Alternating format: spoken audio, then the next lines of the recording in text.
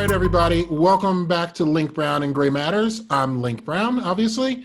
Today, we have with us, we have a man who is not only a husband and a father of four wonderful children, and many of them are grown now, but also is the president of Effective Performance Strategies.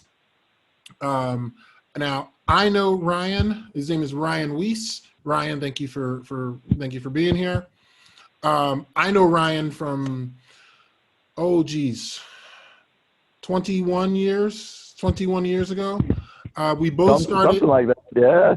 Yeah, we both started on the same day at the same multinational company in New Jersey. And like I said, we were both in the same kind of group. We both did technical service, which I guess we'll probably talk a little bit more about it in a little bit. But the one thing about two things I always knew about Ryan while we worked at the same company. We worked there for about 7 years together. One is his smile. Like, you'll always see him smile. He's just one of the nicest people you'll ever meet, which is great for making connection with people. I'm not a smiler, but he is. That's awesome. And then also the excellence of his work. He's a Six Sigma black belt, I believe. He's just been really successful in his career. I'm really excited for everybody to hear about you, Ryan, and I'm excited to hear your story, what you've been through. And I'm sure a lot of people are going to get a lot out of it. So Ryan Weiss, welcome to Link Brown and Gray Matters. Thank you, Link. It's a pleasure to be here. It has been quite a few years since we first got to know each other, and but I'm excited to be a part of this and excited to share and have this conversation with you. Cool. Yeah, it's going to be fun. All right, so let's get started. So I want to just go back into just understanding your background a little bit. So you grew up in the Midwest, but where did you grow up? Tell me about your family. Just a little bit of history there. Yeah, absolutely. So I grew up in Elgin, Illinois. It's west of Chicago, and spent all my life growing up here. I'm the oldest of 5 children. Wow. And so my parents, we had a big family and we had a lot of stuff going on. But when I was 16, my dad had been telling me that, he wanted me to go to college, but he also wanted, I had to find a way to pay for it, right? We didn't have a ton of extra money just laying around. And so he helped me start a little business. He had a couple of apartment buildings, and I started a lawn care company. And I ran that for 5 years, because I ran it through my last 2 years of high school, and then I stayed at a community college for a couple of years. Yeah. and built that up. And my youngest brother is still running that today. He's got a very successful fertilizing mosquito control business, and here in the Chicago area. And so I grew up, and like I said, big family, and just passionate about life and passionate about finding ways to make things work. And I've been blessed with a lot of opportunities and good people in my life, and it's and as you mentioned, my wife and the 4 children, the support they've given me along the way, and my parents and brothers and sisters and stuff. It's been great. Yeah, well, so you're the oldest of 5. I'm the youngest of 5, by the way. So how did being the oldest sort of prepare you for life? I think there's some level of truth to to some of the birth order things, the books and stuff that they write.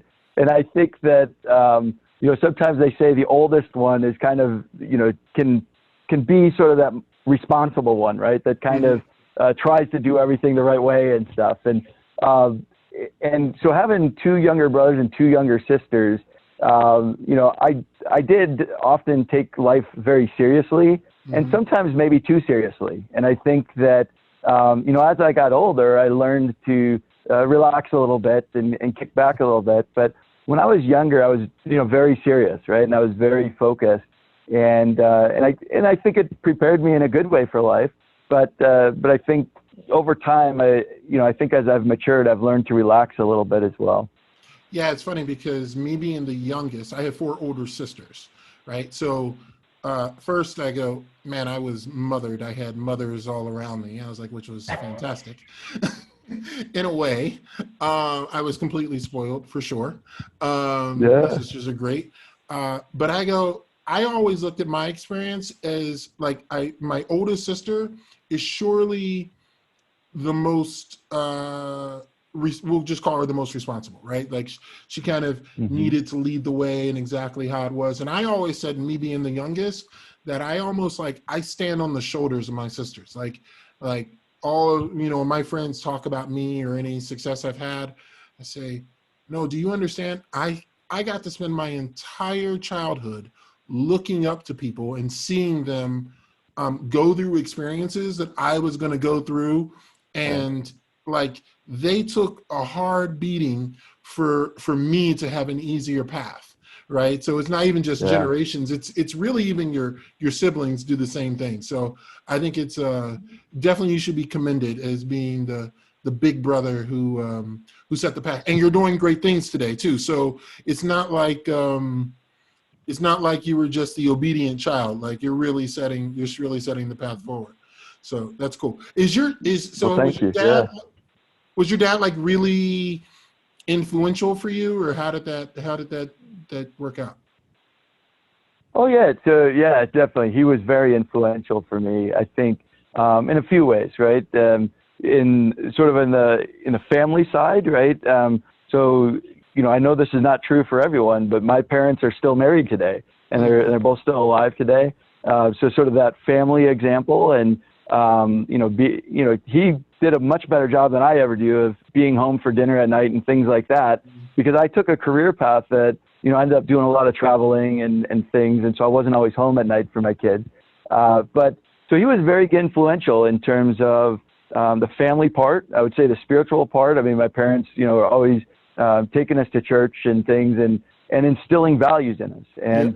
And I feel like they did a great job of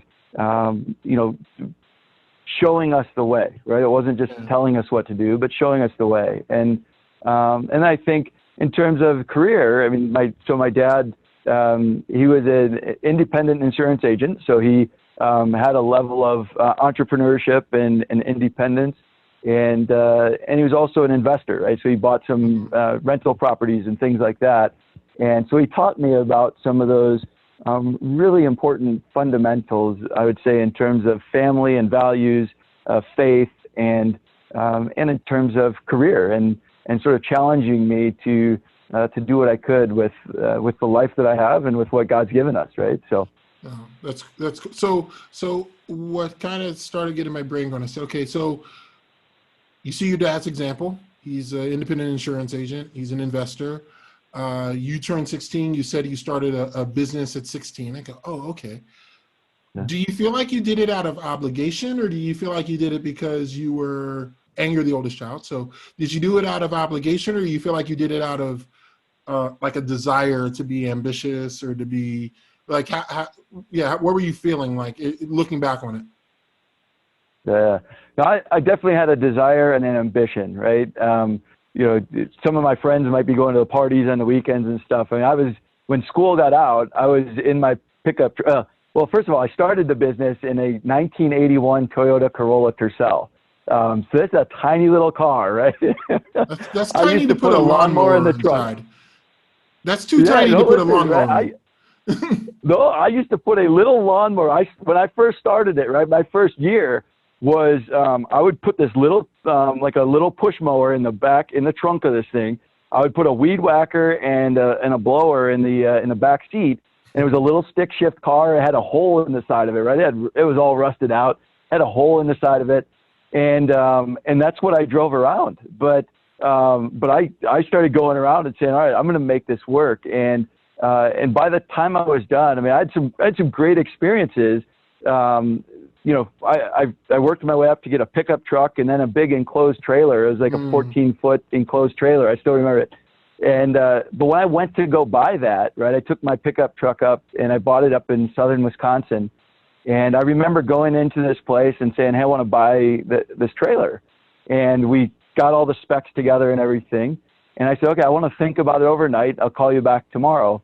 And they didn't believe me. right? I mean, I came home and I called them up the next day, and after I slept on it, I'd saved up the money for it, right? I had the cash, and I called them up the next day, and I said, yeah, I want to buy that trailer. And they had to go through and redo all the paperwork. They didn't believe I was actually going to buy it. They had thrown it away. And, Wow. and so, I was 18, 19 years old at the time. So I can appreciate why they didn't think I was going to buy it, I guess. But it was an interesting experience, because I was serious, but they didn't realize I was serious. Right.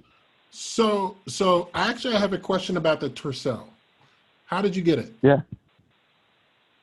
So, well, it's sort of a little bit of a morbid story, all right. But one of my dad's high school friends had committed suicide, and his fiance or girlfriend at the time was selling it and said, hey, she called my dad actually and said he wanted you to have this car. It's $100. This thing had rust, had a hole in the side of it. I mean, it was $100 car. And that's what I started out in. Okay. But that's how I got it. Did you pay the 100 or did your dad pay it? No, my dad paid that $100. He helped me out with that. But now being an insurance agent, right? My dad brought me into his office and he said, you're going to pay for the insurance. And he showed me, what the insurance rate was for this car. And then he showed me if I got one ticket, how much the insurance rate would go up. If I got two tickets, how much would go up. He showed me if I got in an accident and one ticket, right? He showed me those variables and said, hey, this is what you're going to pay for insurance. And if you get a moving violation, if you get in an accident, this is what your new rate's going to be. So I paid the insurance from the very beginning. And, and that was from paper route money and things I'd saved up from a younger age. So, okay. I mentioned it because so many people, they go, oh, wow, his dad's an investor. Oh, his dad owned apartment buildings. And you go, he's an insurance agent. And you say, oh, he must have had it good. Like you just had everything handed to you. And I'm going, well, I guess he did hang you a $100 car, which I wouldn't necessarily call that, silver spoon. Not exactly. It was a rusty spoon. It was a rusty spoon. We'll give it that. But it was a spoon. He gave you a spoon. Fair enough. But it wasn't okay. But I see. Okay, so he spends 100. He instructs you on how to really think about the decisions you're about to make with this car. Mm-hmm. And then you're the one who then takes it. And did he have to give you any extra money after that? Like, so for your pickup truck or for the future, or did he just kind of help you, kind of instruct you from there, or mentor you? I should say. Yeah, no, he gave me a lot of good mentoring advice, and I really appreciate all of that. But yeah, he let me make mistakes too. I mean, I made some mistakes along the way of trying to figure things out and buying things that I didn't need or buying the wrong thing and so, he kind of got out of my way in some respects. And but he challenged me, right? He said, hey, he had not gone to college. He had not gotten a bachelor's degree and he wanted me to. He felt that I had, the brains to do it, if you will. And so he really pushed me to, he said, look, I want you to go to college, but you're going to need to pay for it, right? He wasn't going to be able to pay for it. And I didn't want to get out with a bunch of debt. So I had sort of this laser focus on, what am I going to do to make this work? And, so I started figuring out about bank accounts and cash flow and profit and loss and, how to invoice people and how to appropriately chase people down who weren't paying and, all those types of things that you learn with that.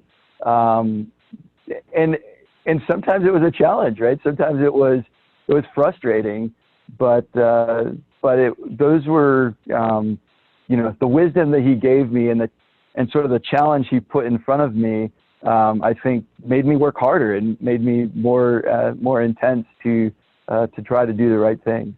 So tell me about one of those early mistakes that you made that you feel like has really that was almost a catalyst, like that today you really look back on it and go, that one taught me a lot. What was it?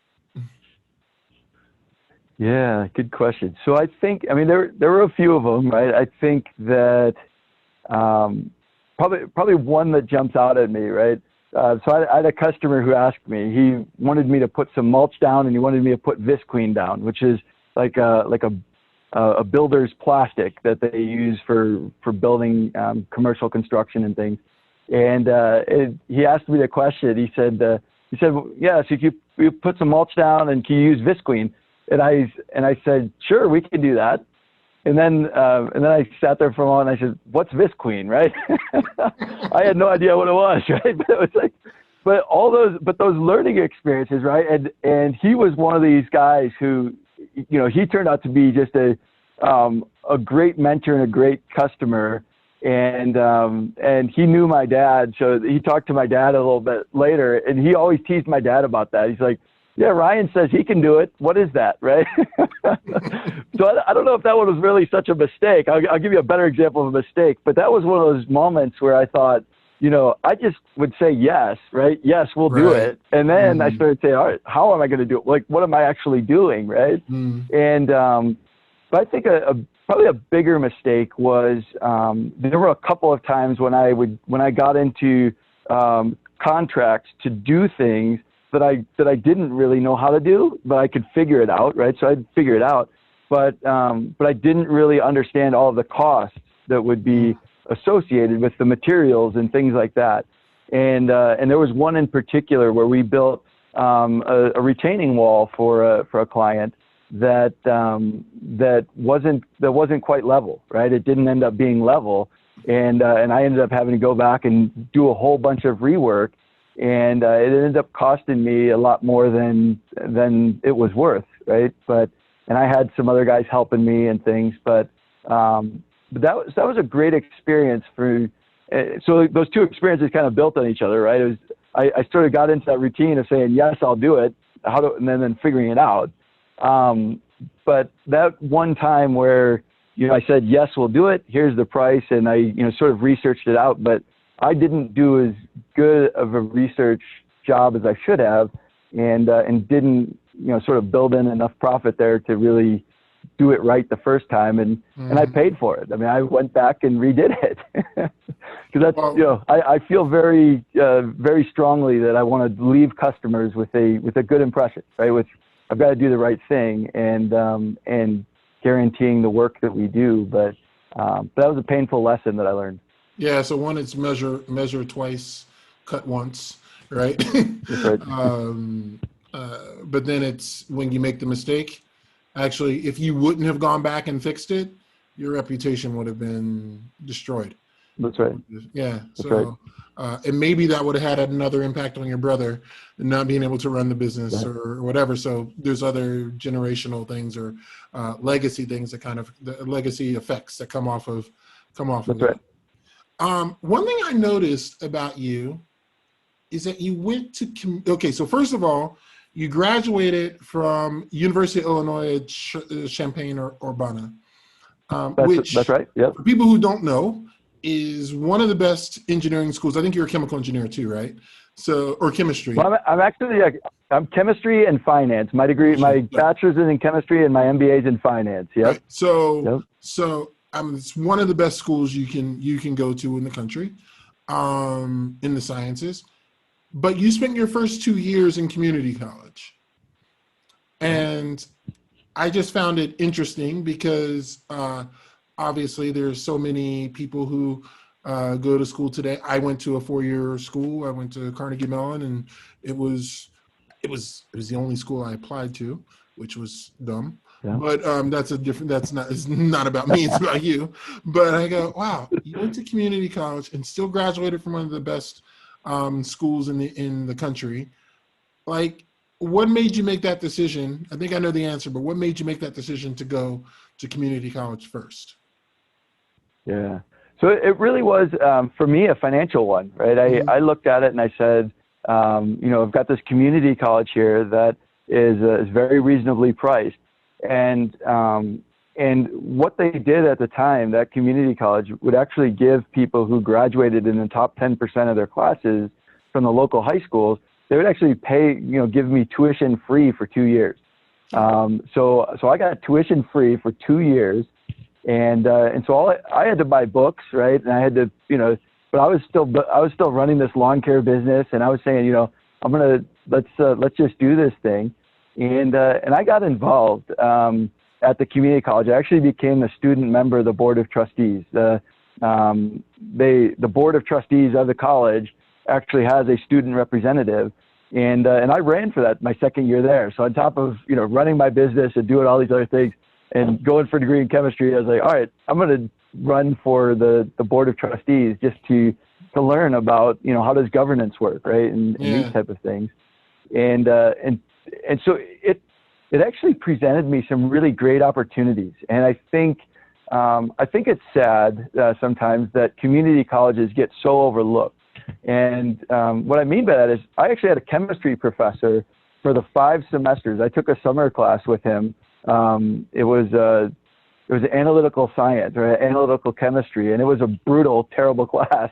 But I had the same chemistry professor for 5 semesters, and he was a great guy. He had retired from a major school and just wanted to teach. He didn't want to do the research anymore and stuff. He wanted to teach, and I got to know this guy. His name was Dr. Banks, and I think it's unfortunate that sometimes community colleges get overlooked because they are a great opportunity for people to, number one, lower costs. Yeah. Even today, I mean, you see all the debt that students are carrying and graduates are carrying, but I also felt that I got a good education there. Yeah. And as a result of that, since I've moved back into this area, I've been involved. I'm on the foundation there at the college, and trying to give back, because I think there are so many students who either can't afford to go away to university or just aren't ready to, or those types of things. And community colleges could play a big role there at a reasonable cost for people. Yeah, it's so one thing, because I said, okay, wait, how is he on the board of trustees? I know a couple of people are trustee members, but you're usually 60 years old, right, when you get on the board of trustees. So you were the student on the board of trustees. But why did you run? Why did you go for it? What was like your motivation? Yeah. So I would say at the time, I really just wanted to understand how businesses work, right, and how organizations work. And I didn't, I wish I could say it was all, there was all some sort of noble sort of motivation, right, that I wanted to give back, or I wanted to help people, or I would say at the time it was more about really wanting to understand how organizations work and understand how influence works. And I was in the student government, and they said, oh, you should run for the board of trustees. And at the time, I mean, I didn't even really know what it was, yeah. but I did. And it was a really good experience to start understanding, more about the dynamics of government and things like that. So. The reason why I asked you the question on purpose, obviously, but I asked you because people say things like, oh, I'm going to run for this because it's good on their resume. And you're going, okay, yeah, maybe it's good on your resume, for sure. But when you do it with the intention that it's for your resume, you lose all of the power of the learning that you get when you are doing it because you want to understand, because you want to connect, because you want to help. It's not necessarily, oh, I want to give back, or I want to be, I'm not saying that we're talking about charity here, but I say there is one thing when I read books, particularly ones from guys like Napoleon Hill, or you look at a lot of these people who came over the years, is that they spent years and years studying one thing, right? Like they just wanted to understand. They wanted to succeed, but they wanted to understand. They weren't. They were patient. Is what I'm trying to say. Is they were patient, and I'm like, wow, like I really feel like people have lost that concept. They want an instant reward, and they've kind of lost the whole idea of Right. learning for learning's sake, instead of yeah, appreciate the learning process. I'm Sure. sometimes the same way, Sure. but yeah, I don't know if Yeah, you sense that or not. But I sometimes am too. I mean, yeah, absolutely. so okay, cool. Yeah. So 2 years at community college, then you transfer over to University of Illinois. It was another 3 years there. No, I was able to get done there in 2 years, and at the Yeah, time 'cause that was a I was still 5 year trying to program. figure out what. No, I got done in 4 years. I did Wow. 2 years at ECC and 2 years at U of I. I mean, I was at the community college. I was in my counselor's office every semester, figuring out all the classes that would transfer and things like that, because I didn't want to take a bunch of classes that weren't going to transfer or things like that. So yeah, I actually got done with it in 4 years. At the time, I was actually thinking potentially about going into the medical field. And so when I went down to U of I actually went and got a job at a hospital. And I was thinking about going into medicine. I was getting my degree in chemistry. So I went and worked at a hospital. I thought, I want to find out what this is really like. Is it somewhere I want to be? And so I worked evening shifts and night shifts, sometimes double shifts at the hospital. And so it was a great experience, and I was able to get them to help me because I was going for chemistry. The director of our floor actually helped to pay for some of my chemistry classes. He didn't pay for all of them, but because they were science related, and I was working my way up. But I started there cleaning toilets, Oh, wow. giving patients baths, doing. I started at the very bottom level of working in a hospital, and worked my way up to be able to draw blood and do EKGs and monitor hearts on the heart floor and stuff. So, there were, I think that I don't believe we give enough respect to healthcare workers. Mm-hmm. I think especially those healthcare workers who are cleaning the rooms, cleaning the patients, taking care of them, the nurses and the nursing assistants and things like that. It was a humbling job, but it was also one where I was always interacting with patients, right? And helping them with things and doing things for them, for people who couldn't do it themselves. And that taught me a lot as well. But sometimes those double shifts came along. So I would work like the evening shift, and then they would have a patient who was maybe confused or something, trying to pull out their IVs. And so they would ask if somebody would stay the night shift and just sit with that patient. So I would bring my school books, and I'd sit there and watch TV and watch this patient and read books or something, try to catch up on schoolwork and, try to make everything work. So, it was a great experience, but it definitely helped me decide that wasn't the field I wanted to go into. Yeah, but that's for sure. But that's really awesome, because I'm like, man, it's a humbling job, but like you said, it's so much return that you get. Like you said, that helping somebody who can't help themselves, or even if they can, it's just learning another level of service to people into the world. That's cool. Yeah. So now, and why did you choose chemistry, by the way? Was it because you wanted to go into the medical field? It was. So at the time, my grandmother she had been diagnosed with breast cancer, and she was going through chemotherapy and things like that. When I was, I don't remember exactly when she was first diagnosed, but I guess probably when I was 10 or 11 years old, maybe. Yeah. Because she actually had passed away by the time I graduated from U of I, and I think she had it for about 13 years, I think. So maybe, I wasn't very old when she was diagnosed with it. And so that left an impression on me. And it was something that, I observed her, going through these things. And it was something that I thought about. And and considered. But in the end, it wasn't the right field for me. But yeah. Okay, interesting. So you get into U of I, you graduate. We meet July of 1999. I can't remember. I think it was July 6th of 1999. Yeah, I think first that's day of right. work. I don't know why I remember that, but I'm like, wow, I have a job and I make a decent living. That's right. But I live in the most expensive state in the country. So That's right. or one That's of them. right. Yeah. So cool. So you start at what was National Starch at the time.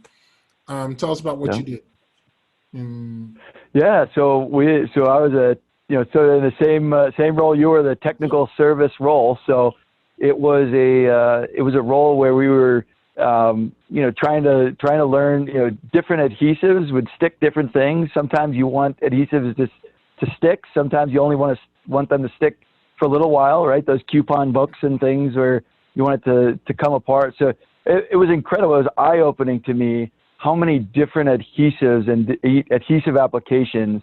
I think I remember that first, they took us on a trip to, I don't remember if it was Walmart or Kmart. That's just down on the other side of the south side of the bridge there. Yeah, Walmart. Yeah. And I remember going in there and just walking around and thinking, as you looked at everything in that store has adhesives on it, or it had, came in a package that had adhesives on it, or even if it was fruit, right, it probably came in a big bin that had adhesives on it, right? There's just so many adhesives used for so many different things. The stickers on the apples, or open up your cereal box, or the 4 different adhesives that go on a roll of toilet paper.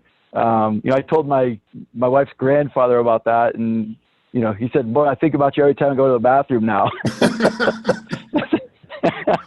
So he's a farmer, so I got him a baseball cap. I said, "Think about me while you're in your tractor, not when you go to the bathroom." Right? But it was a fascinating sort of start into the corporate world, because I think we were learning about so many different processes, so many different applications, so many different types of technologies, and I think the further I got into that company, the more I learned about automotive adhesives and electronic adhesives and just maintenance repair type adhesives. There's a ton of opportunity, but in that role, I think the important thing for us just getting started was I would say, number one, the people interactions. It wasn't just about the technology. We had to learn about the chemicals and the technologies, but we had to learn about how to bring everybody together. Manufacturing, operations, marketing, sales, the customer, right? We would end up becoming kind of that hub that would facilitate and draw all these people together to solve problems and to help make recommendations. And it was just a fascinating, it was an interesting, great first job out of college. Yeah, I loved it. I learned so much from working there. As you said, because it really wasn't about training programs. It was, you literally got, I don't know in your group, but in ours, like after 2 weeks, I was with customers. I'm going, yeah. you better figure it out, and you better figure it out now. And that's right. They threw us right into the fire and said, all right, learn how to figure it out. So and I love that type of thing. I mean, I thrived to that. I loved it. And I don't know how much you interacted with like some of the executive management. I had a few people that I would always connect with, but I wasn't sure, like from your side, if that was something that you sought out. I know that they had like the networking events where we go down to the big cafeteria and meet the executives. But I don't know if you met with them even more, or how that worked. Yeah, I think it was. I don't remember how long I had been there, but they assigned a mentor to me. It was Damian Prue. I think he was the head of corporate communication. Yeah. So I ended up spending quite a bit of time in his down in his office, just asking him questions and learning, and that was a great experience, because he sort of shared with me and helped me have perspective, right, about things that were going on, or about the way to interact and things like that. So that was always a good experience for me.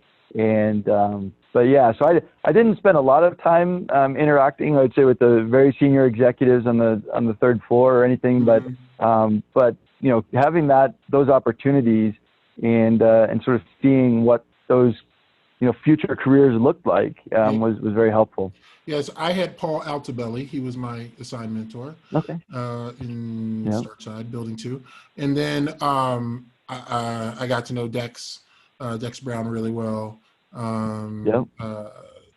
Tom Egan, a couple other guys as well. So Yeah, that was really... I've actually reconnected with Dex Brown a couple of times. I talked to him, I don't know, it was a few months ago. Yeah.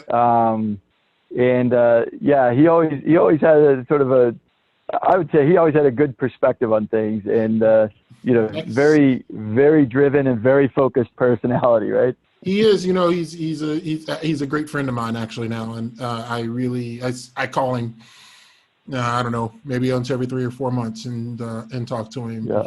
He's just a great friend and a mentor, but really straightforward, which is what I like about him. Yeah.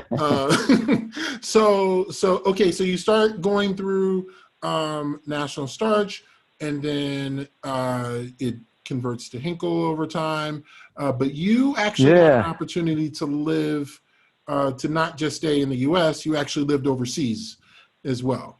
So that's right. Singapore and Philippines, right? So which came first? Singapore came first. So that was still in the National Starch days.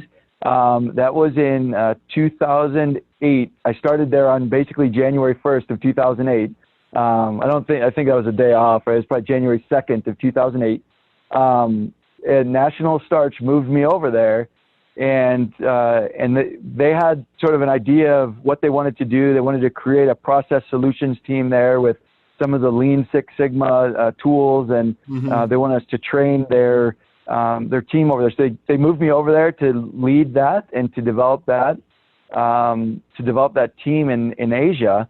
And so even though we lived in Singapore, I didn't spend much time there. I mean, there's not a lot of industrial business in Singapore. No. So I spent most of my time flying to other countries, right? So Monday through Friday, I was in China, Indonesia, Malaysia, Vietnam. I was all over the place.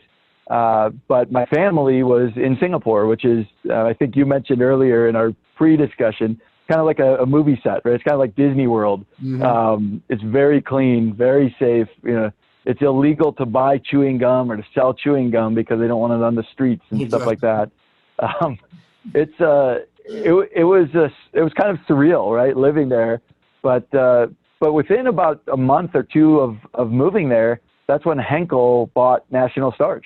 Okay. And so I went through the whole transition. And if you remember, 2008, 2009 was, you know, that was a huge, you know, market correction, and the financial industry was tightening up. And so it was an interesting time to be overseas.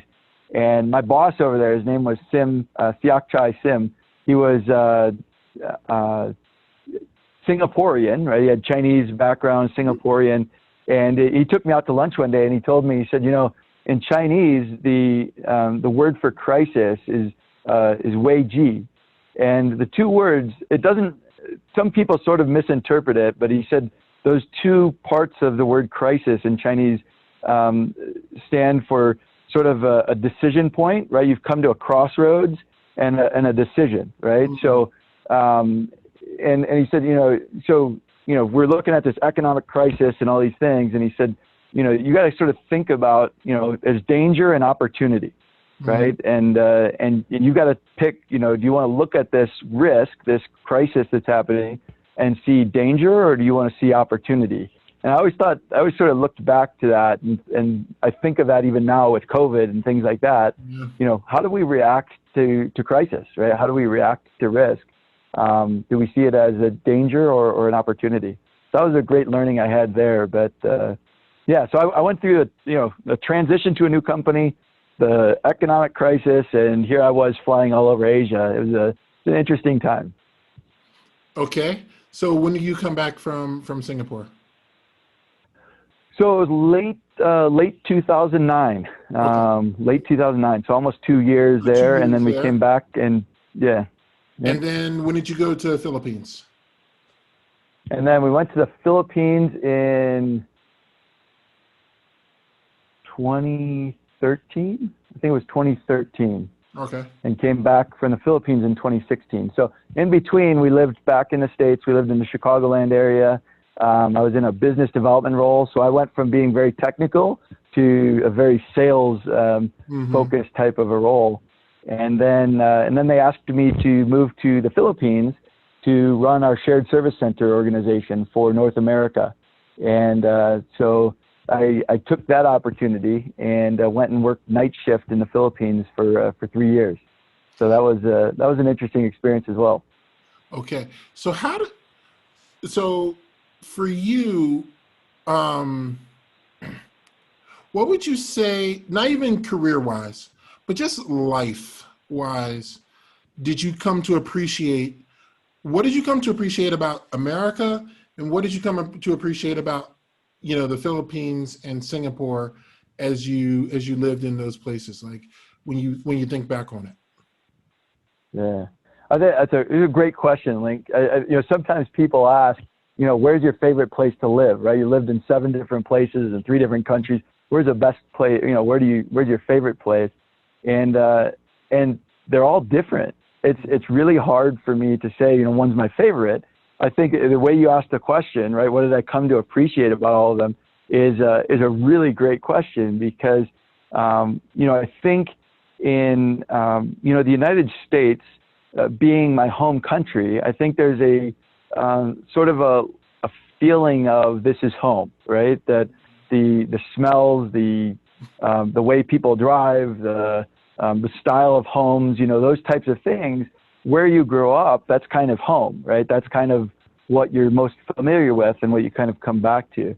But I would say Singapore was just so clean and so safe that, my wife and I, when we were there, we would go at 10 o'clock at night, we could walk through the government housing projects or whatever and not have any concerns. No matter who you were around, you never felt insecure, right? Downtown Chicago, sometimes you feel insecure, right?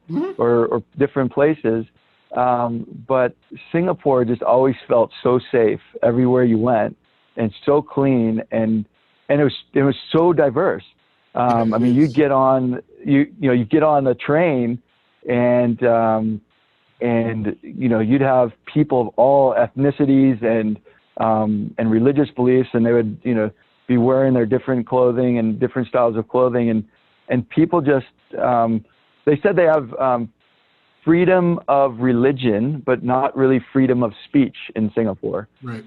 So you're free to believe what you want and free to do what you want and say, but you can't say bad things about other people, basically, right? And so I came to appreciate the efficiency, the cleanliness, the safety, the sort of harmony of Singapore. And then the Philippines, I would say the thing we appreciated most there was the I'll say happiness, but I don't think it's always happy, right? But it's the contentment, it's the sort of their respect for each other and yes sir, yes ma'am, right? And just doing it with a smile on their face and the appreciation for the things that they had and appreciation for family and connections. I loved the culture there and the way people reacted and interacted. So I think I appreciated that most about the Philippines. Yeah, I would say, I don't know where it ranks on the list, but it's one of the poorest countries per capita in the world. And it's really amazing that you don't necessarily appreciate it about Singapore, which is one of the richest countries in the world, versus the Philippines, which is extremely poor. I forget where it is on the list. I'll look it up, but that's one common thread, and you've probably seen this traveling throughout Asia, that or just anywhere, honestly, in the world, when you travel to these countries that don't have a lot of resources, but they're more content than we are.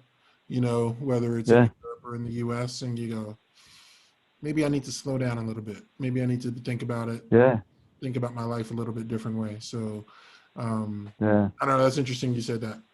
You said that about. Yeah. And I think, and I think part of it, and it's something that I struggle with sometimes is, I look at it, and here in, let's say in America or in Switzerland or in, if you've got enough money to just call a plumber or call somebody to come fix something, if you get a little water in your basement, you just pay somebody to take care of it, right? Mm-hmm. But in those countries that have less, they band together with their family, right? Mm-hmm. They sacrifice more for each other, and they take care of each other, and there is a closeness there in their cultures. So it's definitely an interesting observation.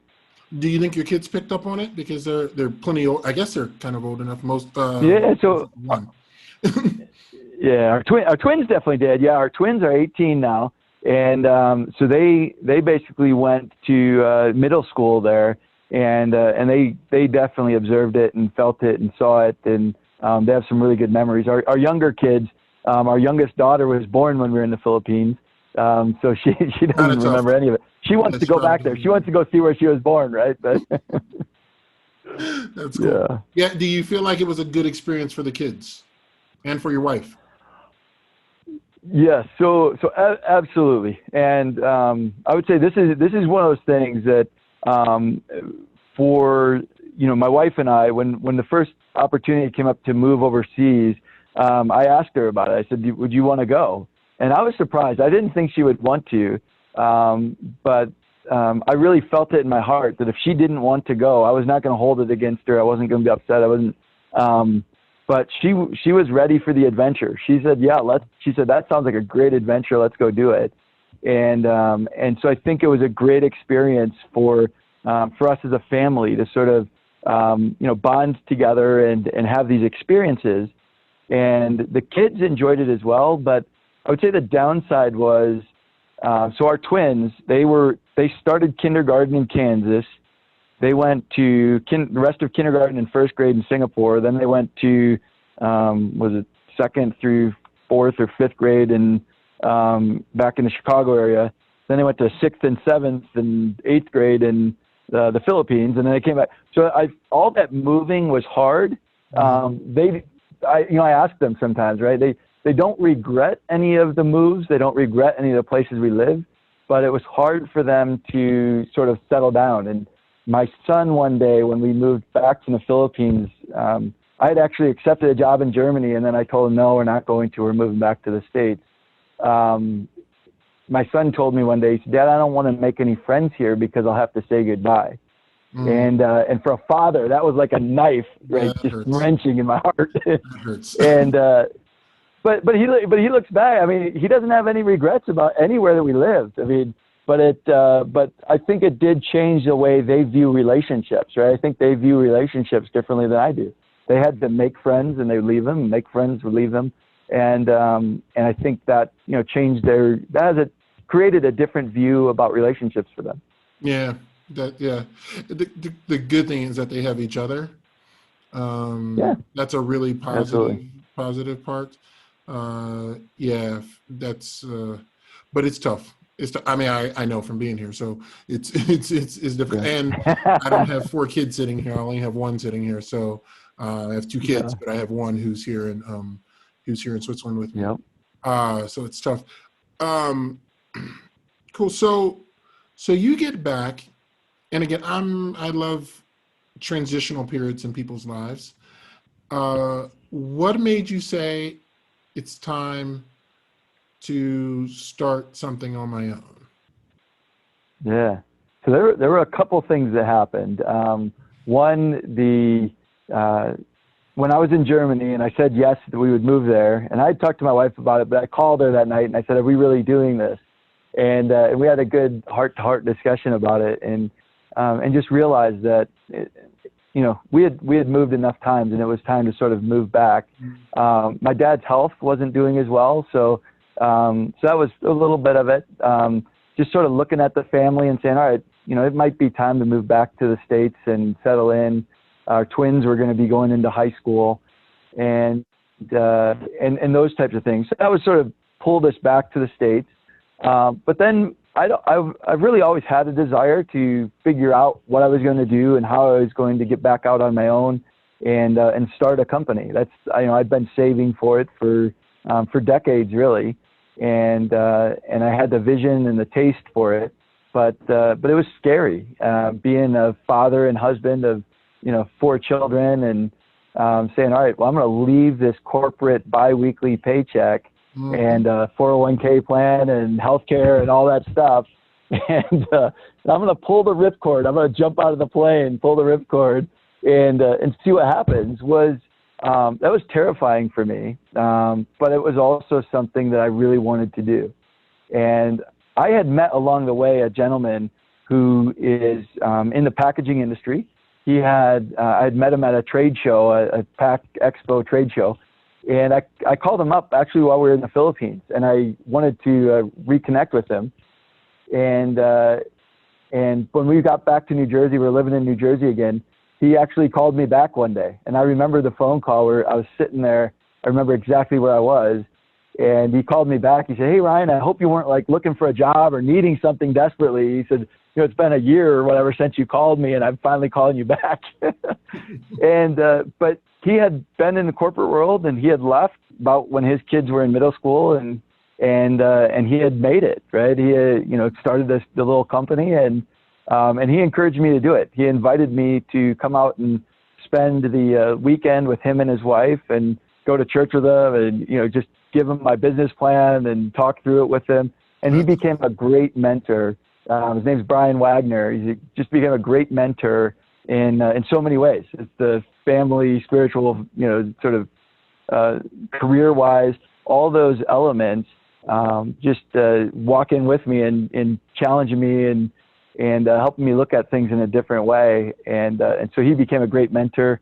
One of my old bosses at National Starch helped me get started. So George Pazanski, I don't know if you remember George. Yeah. So he helped to give me some work to get me started, and so we collaborated on a bunch of things. And so yeah, that's one of the things I think I learned from. If I look back in a career, most of my business today, most of what I do, and the things that make me successful, are not the things that I know, right? It's not the book knowledge, but it's the relationships that I developed, the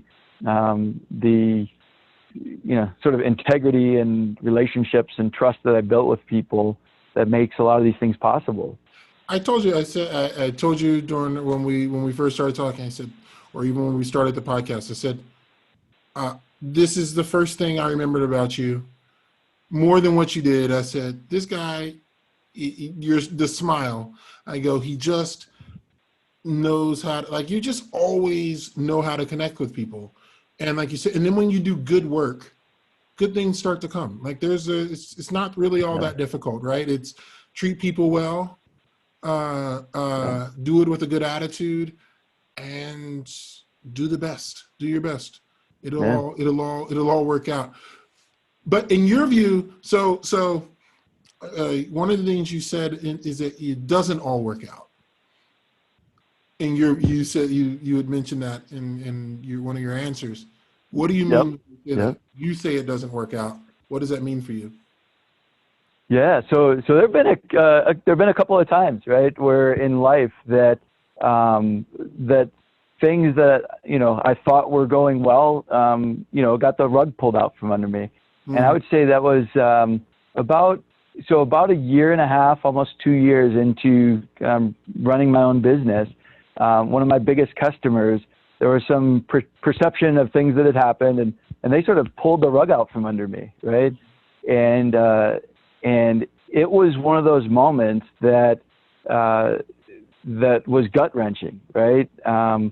And I went through a period, right, a few years ago of some depression and anxiety, and I'm very open about it, right? Sometimes people say, "Wow, you're open about it," but I think we should be, because I went through this period of time, and it was probably in the range of 4 or 5, maybe 6 months where I struggled to get out of bed. I struggled to, what's my purpose? Who am I as a person? How can I ever be successful? What am I supposed to be doing? Those types of things running through my mind. And for me, fortunately, it was never a situation where, I couldn't figure out how to put food on the table or something, but it was a pride thing, right? It was a pride thing that, wow, I thought I've accomplished all these things. I've done all these things. And then it's almost like, God just sort of pulled the rug out from under me and said, all right, put me flat on my back for a while. And I think that was a challenging time, right? Because I was looking at it and saying, I'm trying to do all the right things, and yet not everything's working out. And that was about 2.5 years ago or so. But I think those things that happen sometimes prepare us for what's next. And what I mean by that is, on March 13th, when I was driving home from my last customer visit before COVID hit this year, I was driving home and I had customers calling me saying, don't come visit us. We don't, essential personnel in our factory only. And so I had people canceling out on revenue that I thought I had lined up. And it was nothing in my control, right? I mean, I couldn't, somehow convince them that I wasn't going to get COVID and I wasn't going to bring them COVID. But I think that stuff that I went through a few years back prepared me for this. And I looked at it and I said, all right, and I have a faith. I said, I believe God's got something here, right? So he taught me something a couple of years ago, that things are going to work out. I just got to figure out what is it that he wants me to work out here. And so through faith and family and just, some sweat and perseverance, right, over the past 6 months or so with COVID, we've done a real transformation of, instead of being so focused on going and visiting customers, a lot of doors have opened in local business. So I've got some local clients. I've got a pipeline of local clients that I never was able to develop before, never was focused on before, and virtual. So we've created a Waist Watchers program, which is kind of like it's playing off of the weight loss thing, right? Where you say, I need a coach, and how do I develop habits, the right habits and good habits? And I've lost 20 pounds, right? So it's not just Waist Watchers. I actually lost 20 pounds. And my wife looked at me and she said, you know what? You're going to be home for a while. You got to develop some good habits. So we started eating right and trying to get out and walk and stuff. And I've lost 20 pounds at the beginning of COVID. And but so we've got this Waist Watchers program, which is all virtual and coaching and helping people look at and eliminate waste from their processes. We started doing webinars around what we called contingency plan response. So CPR is the acronym, and basing that on some of my previous experiences in the Philippines, for example, when we didn't just do business continuity planning, but we also executed on it. We had typhoons, we had disease. I got the mumps while I was over there. Oh, wow. And so we had to plan for and think about those things. And, so I guess with that whole story, right, the point is, on March 13th, when, my world was getting flipped upside down again, I looked at it and I said, all right, is this a danger or an opportunity? Yeah. And what did I learn previously in my life that we can apply? And so it's been a huge transformation over the past 6 months or so, but I feel like we're coming out of this, we're going to be even stronger than going in. And that's pretty exciting. Yeah. It's funny because I'm getting to hear your whole story, right? So when I hear it, I hear your dad letting you fall on your face a little bit. I hear you promising a customer something and not being able to deliver and having to eat the cost, but going, you know what, you survived anyway. You still had a successful company. Your brother runs it. I hear, moving overseas. I hear, just starting off slow, starting your community college experience, and just all these things start to line up, whether it's going through your dad's health issues or maybe it's your grandmother or whatever. It's like, I'm personally a person who believes the challenges, it's not desirable, but it's not the end of the world. Mm-hmm. It's just, that's right. It really is preparation for something more glorious to come. And it's cool. It's great that you are resilient enough to be able to see the connection to your depression, to your issues, and go, that was really just a temporary blip in my life. And I'm going to find a way. I'm going to figure out a That's way right. to make this work. And it's been something that's been ingrained in you for years, not just 2 years ago. So, I mean, Yeah, yeah.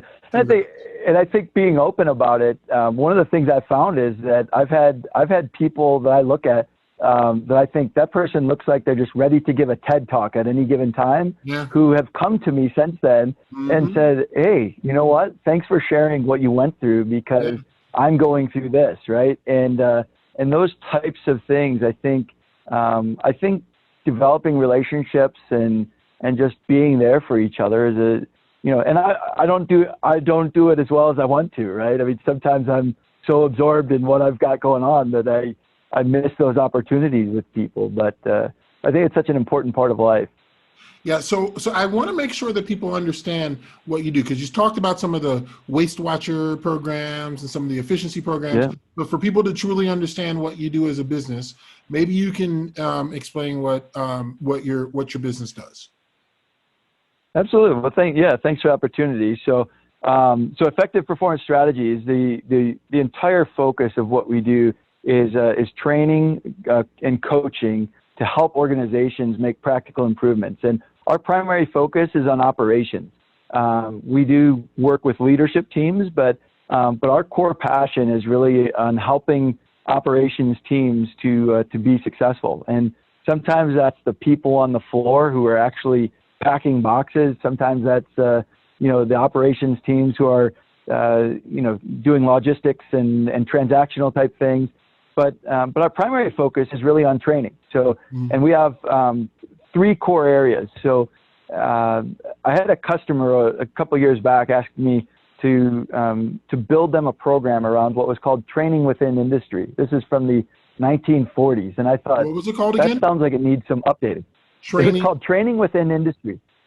Yeah, Okay. training within industry. It's TWI, and many people are not familiar with it, but people have probably seen an image of it, right?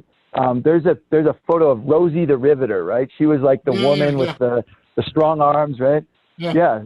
This was the program of the 1940s when they said, all right, supervisors, leaders, they have 5 needs. They need to have knowledge of work, knowledge of responsibility, skill in instructing, skill in improving, and skill in leading and communicating. Mm-hmm. And so I started looking back at these basic principles that they were teaching and recognizing and understanding just how important and impactful these things were and the results that they got from it. And this was really the foundation of Lean and Six Sigma. It was very practical, very hands-on, very very focused on helping people understand purpose and process and people. And that's really what we built our whole business is. There's an equation on the front of our website. It says purpose plus people plus process is what gives you performance. And so we build our training programs all around the purpose, people, and process to help organizations to improve performance. And that's what I'm passionate about. Yeah, I actually really love the word purpose, right, in what you're doing, because you're not talking about the product necessarily, because the product is there's lots of products that do lots of things from lots of different people. But why did you choose purpose as one of your key I guess the key part of your equation? Yeah, that's a great question. So this is a little bit of life story for me, right? If I sort of look at it, if I go back to those days when we first started at National Starch, my focus was on process. If you would have asked me, I would have said I'm a process guy, right? I understand process. I understand, I want to understand the technology and how the adhesive gun shoots out the adhesive. I want to understand the technology stuff. I want to understand the process.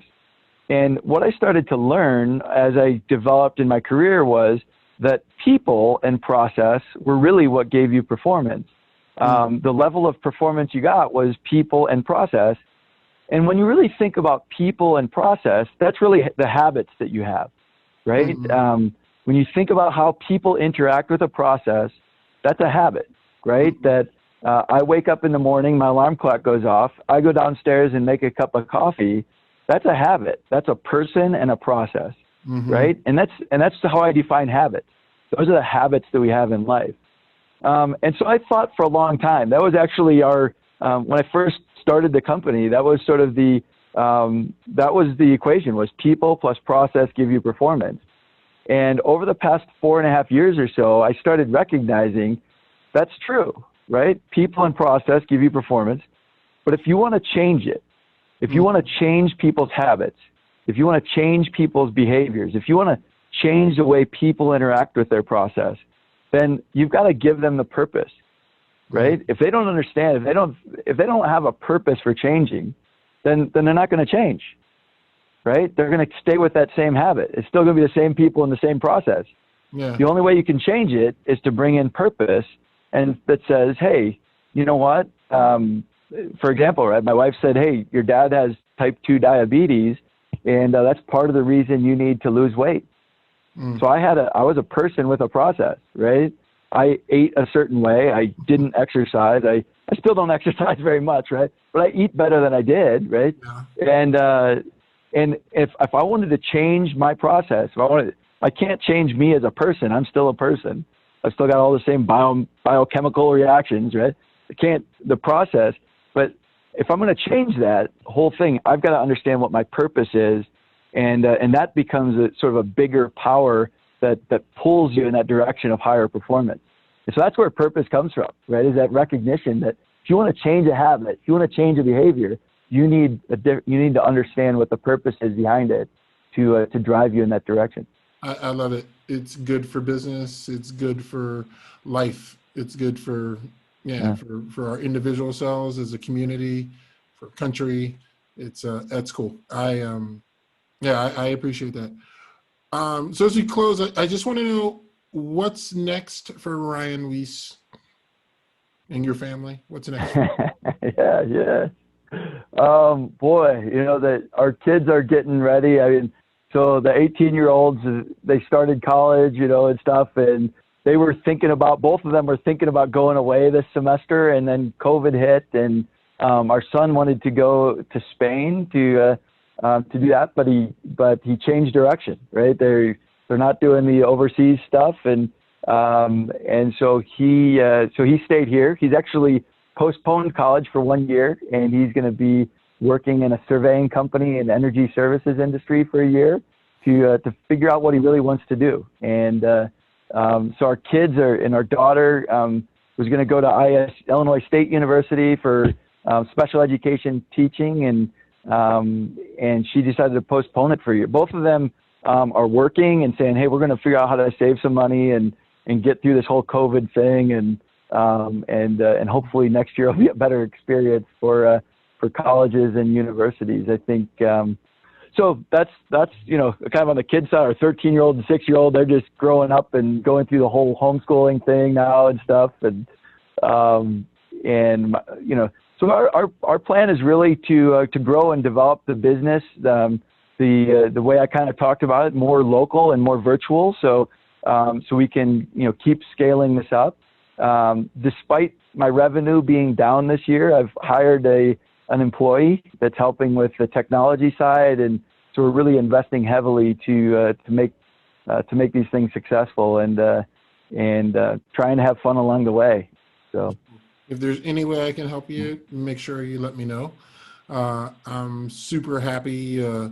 What gives me joy is to hear that the same things your dad and your mom, I'm sorry not to give, need to give credit to your mom as well. Yeah. The things that they did for you, like you're doing with your kids now, and they're able to make some good decisions, even though dad is successful. It's like, they're going, no, we're going to find our way. And you're helping them, and so you and your wife are doing a fantastic job, and that's cool, man. I'm happy to hear about it. Well, hey, Link, this has been a pleasure, and I appreciate your time. I think we've got to set up some other time so I can hear more about you and what's going on in your life, because I know it's getting late already there in Switzerland. We can stay and talk for a while, but I'd love to hear more about what you're doing. And I know we caught up a little bit earlier, but But it's been great getting reconnected with you, and glad to hear things are going well for you as well, and hopefully we can stay connected. Things are good. The great thing I care about now is really letting people all around the world know that other people are succeeding, that other people are winning, and it's really not all that difficult. And we're a little bit, we're much, I should say it a different way. We're much more closely aligned than we're being sold, than we're being told. The world it's a big place, but we're in this together. So I'm really excited to encourage some people. I'm encouraged personally by hearing your story. And I'm just excited for what you're doing. And like I said, if there's anything I can do to ever help you, let me know. Fantastic. It's same here, Link. If there's ever anything we can do to help you guys out, just let me know. We want to be here for each other, and that's what we're all about, right? All right. Absolutely. All right, man. God bless you. Thanks. Appreciate it. God bless you. Yep. Take care, Link. Bye. All right, guys. We hope you loved it. Help us spread more global understanding, encouragement, and inspiration. There's 4 things you can do for us. You can comment, subscribe, like, and share. Enjoy the journey.